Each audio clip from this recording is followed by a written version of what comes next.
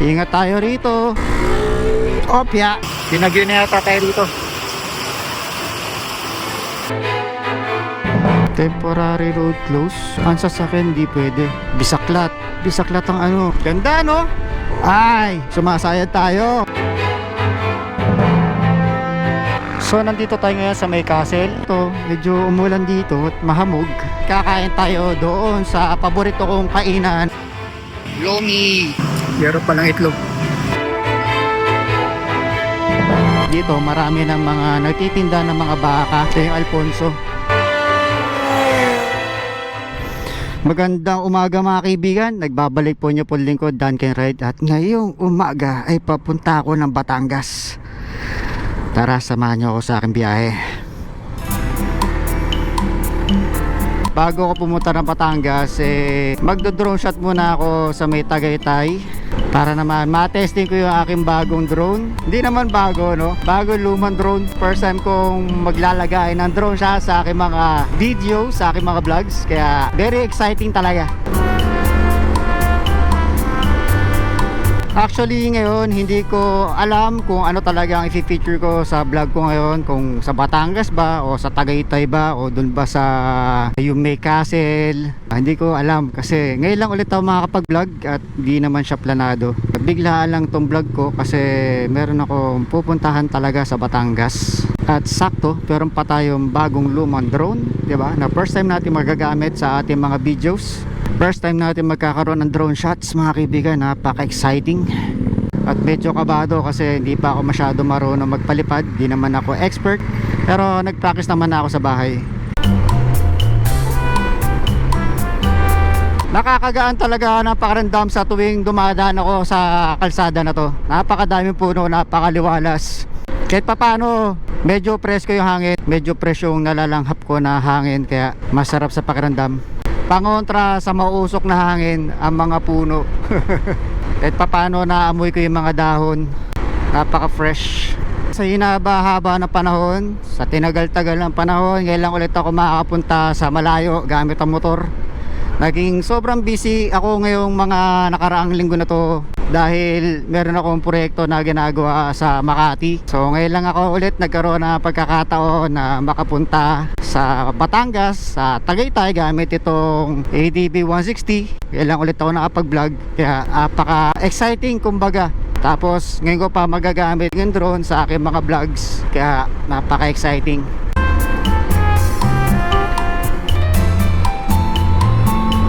Dito na tayo sa Aguinaldo Highway.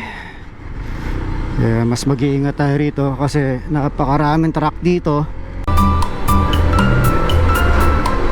Madadaanan muna natin yung Tagaytay bago yung Batangas.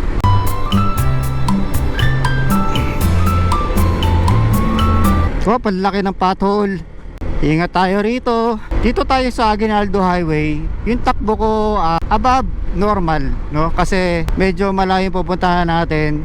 Medyo di naman masyado mabilis, tama-tama lang yung bilis para makarating naman ng maaga kahit papaano, no? Pero hindi ako yung matulit talaga magpatakbo. Tama-tama lang. Tama-tama lang yung pwede ka makareact agad kung sakasakaling may biglang tatawid o may biglang liliko, biglang mag-U-turn na sasakyan, di ba? So mamaya ay kakain tayo doon sa paborito kong kainan ng Lomi sa Tagaytay. This time doon naman tayo kakain sa kanilang rooftop para mas makita natin yung view habang nakain na mainit at masarap na Lomi. Yung bakal na nakapasan sa likod ng truck ay yung isang piraso mahuhulog na. Pwede na yung madulas no, nakakatakot kasi kayo nasa likod. Sa mga nagtatanong bakit hindi ko ginagamit yung big bike, pupunta naman ako sa malayo, pwede naman ako mag-SLEX para pupunta ng Batangas. Ang dahilan mas tipid ang ADB. Matipid talaga siya. Kung gagastos ako ng mga 1,000 pesos, 800 to 1,000 pesos sa gas, dito siguro mga, sa tingin ko mga 300 pesos lang. Wala pa akong babayaran tol. Mas enjoy pa kasi hindi nakaka-boring yung mga dadaanan mo.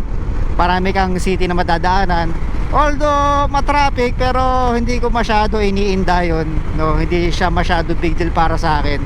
Kaya para sa akin okay no, okay mag-ADB kahit papunta ako ng Batangas City galing Cavite. Maraming advantage, meron din mga disadvantages, pero para sa akin okay no, okay. Saka masarap siyang sakyan, di masakit sa likod. Meron din naman siyang tulin kung kakailanganin mo mag-overtake. Talagang sulit na sulit ang bili ko rito. Kasi hindi ako tatama rin bumiyahe rito kahit gaano kalayo. Talaga ma-enjoy ka. Talaga ma-enjoy mo. Saka kung masisiraan man ako, maraming pwedeng gumawa. Maraming marunong gumawa. Madaling isakay, madaling isakay sa likod ng truck para ayusin o dalhin sa talyer. Mura ang serbisyo, mura ang paggawa kumpara sa big bike na mabigat, mahirap isakay, problema ka kung saan mo isasakay kung nasiraan ka, at mahihirapan ka pang maghanap kung sino ang marunong gumawa. Naranasan ko na kasi masiraan ng big bike sa SLEX, no? Hindi naman nasiraan ng makina, kundi naplatan ako. Nagtagal ako bago makahanap ng rescue. Pero swerte at nakauwi naman ako ng safe. Naiuwi ko ng bahay yung Z900 na maayos. Nadala na kasi ako eh. So nandito na tayo ngayon mga kaibigan sa Tagaytay City. Nakikita ko na yung monumento. Ayan, pinakasikat na rebulto pa may tatawag yan, o palatandaan na ikaw ay nasa Tagaytay na. Yan, malaking gawa sa bato na yan.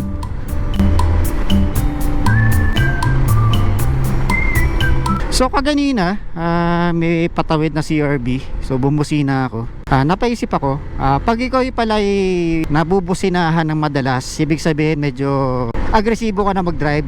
So kailangan medyo bagal-bagalan mo na konti para hindi sa'yo may ilang yung ibang mga driver sa pagmamaneho mo. Pwedeng siya yung agresibo o kaya ikaw yung agresibo, hindi ba? Isipin mo rin, balansehin mo rin, tignan mo.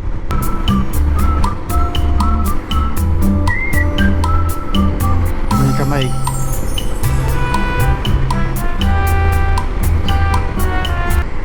Opya.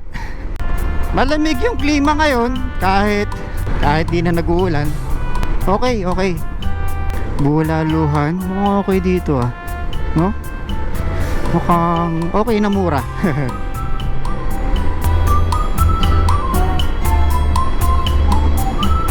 Mamaya pupunta tayo ron, babalikan natin yung tindahan ng mga prutas doon. May nakita kasi ako, 4 na pinya for 100 pesos pero maliliit. Dati kasi humita ako sa isa sa mga ganong tindahan. Nagtanong ko magkano isang pinya, na malaki, sabi 150. Sobrang mahal. Kasi doon sa Cavite magkano lang yun, minsan 60 pesos, minsan 50 lang. Malaki malaki. Minsan 70, pero doon na mahal. Siguro dahil sasabihin nila fresh, malapit daw sa taniman ng mga pinya. Pero para sa akin, mahal eh. Ito yung Alfonso. Dito marami ng mga nagtitinda ng mga baka. So dito na tayo sa Unioil. Nagpapagas muna ako, baka ako'y maubusan mamaya. Boss, tumatanggap kayo ng GCash? GCash? Sige. 200. Ay de, full tank muna boss. Full tank na. Oo, full tank. Oo.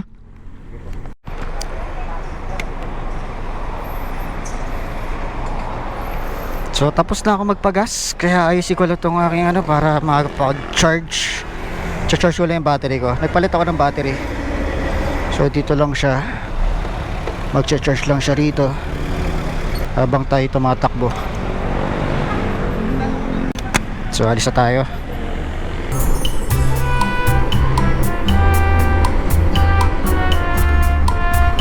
Grabe yung sasakyan sobrang tulin siguro, tapos gabi, tapos baka nakainom pa, kaya ganun ang inabot, diba? Parang formado yung sasakyan kaya ganun yung mga ganun yung mga formahang alam mo na, F-boy daw, F-boy. So lumiko na tayo rito bago magnasugbo. Ito nakakatawa rito kasi twisties, so di ba? Doon ko balak magpalipad. Saan ba? Mamaya. Checkin ko saan maganda mamaya magpalipad ng drone. Kopya. Ay! Sumasayad tayo.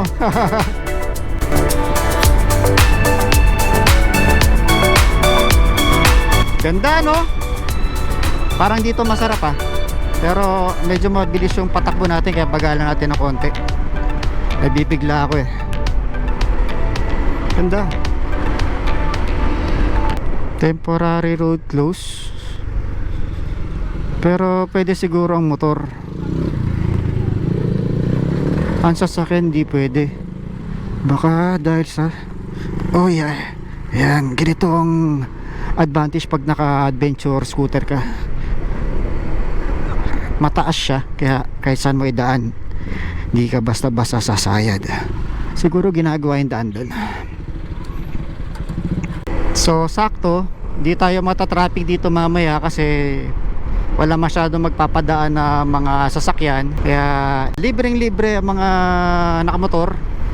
So sa mga nagbabalak na dumaan dito na ng mga naka 4 wheels, medyo pag-isipan nyo muna kasi nga merong harang. Bisaklat ang ano.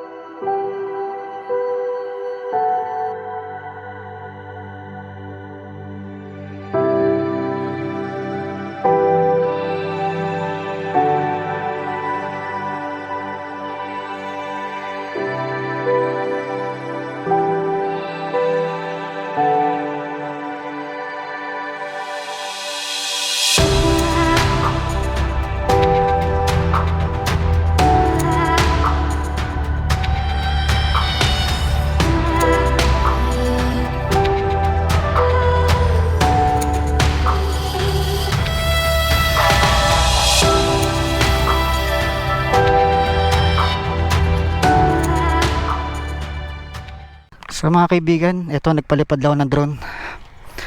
First time ko magpapalipad ng drone para sa aking motovlog. Nanginginig yung mga daliri ko. Kinakabahan ako. Baka kasi hindi na bumalik, baka mahulog.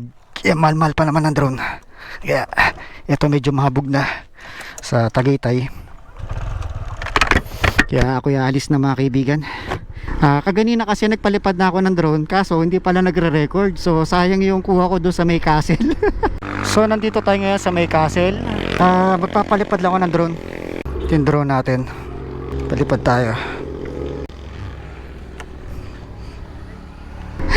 No, so nung paalis na ako, inisip ko yung kuha ko kaganina. Inisip ko, teka, na-record ko ba? Parang hindi Nagpalipad lang ako pero hindi naka-record. Sayang. Diba? Kasi minsan kailangan magpaalam mo para payagan ka mag-drone, di ba? Bumitaw nga ako ganina sa isang parang subdivision, kaso pinagbawalan naman ako ng gwardiya. Kaya naghanap na lang ako ng lugar na wala masyadong tao. Pero wala naman masyadong nakatira, kaya hindi naman masyadong di ba? Eto, medyo umulan dito at mahamog. Mission success tayo. Napagpalipad din tayo ng drone. Nakakatuwa, first time natin. At maglo-lomi naman tayo ngayon. Pupuntahan natin yung paborito kong kainan ng lomi doon sa Tagaytay. Kaya samahan nyo ako mga kaibigan.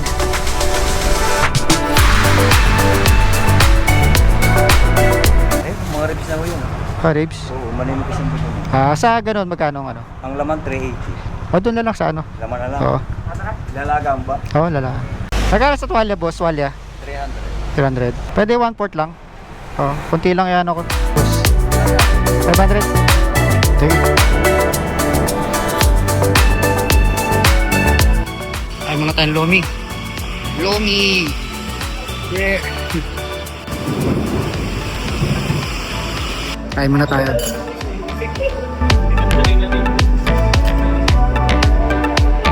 Special nga. Sobrang laki. Bakit di ko ito maubos?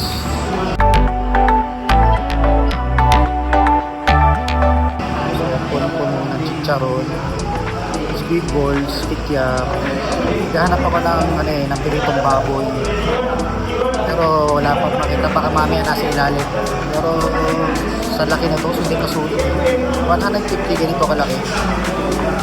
Sulit kaya?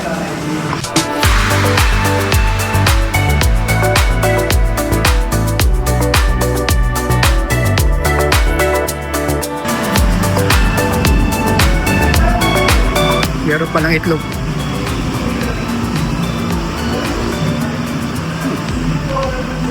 Lakas ng hangin sa labas.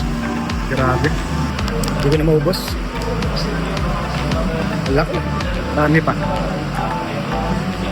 Papabalot ko na lang. Sir! Boss! Pwede pabalot na lang. Napalot ko na, hindi ko na makain. Hindi ko na maubos. Sobrang dami. Pero muna pa, napakalakas ang ulan. Lakas ang ulan, grabe. Pinagyo na yata tayo dito. Ano game? Tara.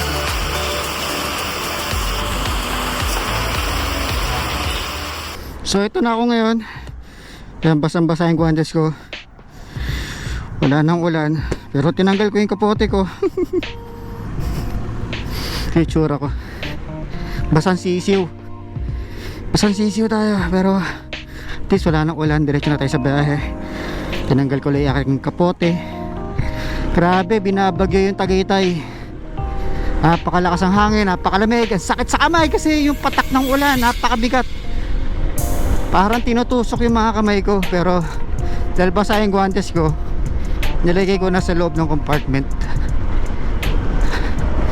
Ay, ako. Dami natin pinagdaanan.